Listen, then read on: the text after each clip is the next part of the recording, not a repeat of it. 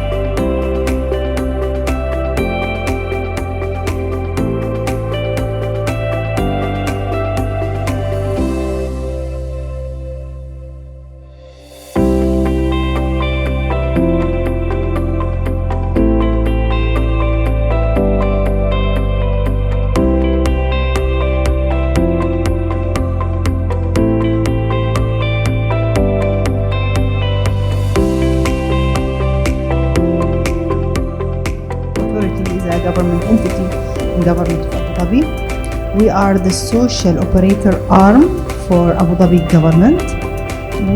Our mandate is to provide quality social services to ensure the families. Comprehensive program. It consists four major pillars about the personal development, national awareness, health and safety, and crime prevention. As law enforcement, protecting children is our job.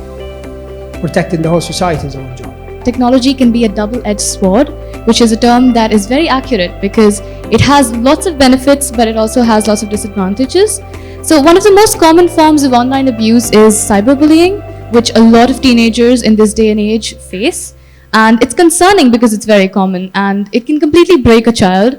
Being a teenager myself, I can tell you that friends and reputation means a lot to a teenager. Violence in any form shouldn't be accepted. That should be the thumb rule. It shouldn't be accepted in online, offline, in any form. It shouldn't be accepted. One point that we keep making in many of our work is you cannot look at online risk in isolation. About creating some simple UX, user experiences to the parents in the form of SMS or in the form of something digestible for them to understand what is happening to their children online. The excessive use of technology may affect the ability of children to interact with their parents. If I became a mom, I should educate myself, read, attend workshops, and try to implement what I'm reading while I'm parenting my kids.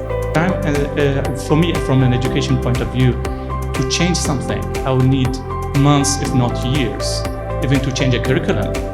Defining digital well-being, I think it's the pursuit of a healthy use of technology. The civic and private industries to support them. This is very important to have all of us with the same goal, that to really save the student or children in this.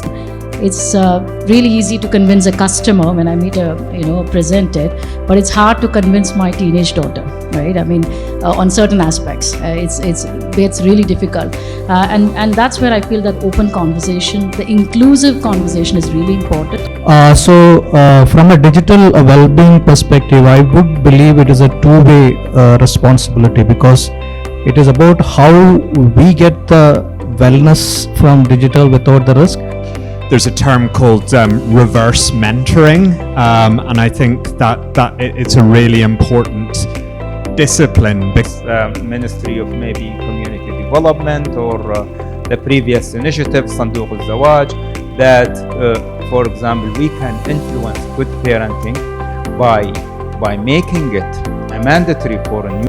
Because nowadays child looking for entertainment, only entertainment, and in my house, in your house, wherever there is a TV or wherever there is an internet or a tool, they will grab it and use it. National students, and they have language barriers. So how are these awareness programs or sessions that are held helpful for them, because they're usually in English or Arabic? So it's a privacy announcement and ensuring the privacy I think of the we should people, know of more course, about yeah. MIT. A kindergarten child knows to use robotics. If you could give the students an internship opportunity to work with your concern, like they can come and work, they can have the feel of what the real experience is. So what I conclude from that is that no matter how much awareness you give to a child, if the child doesn't have the amount of education required to grasp that awareness, so the agenda isn't really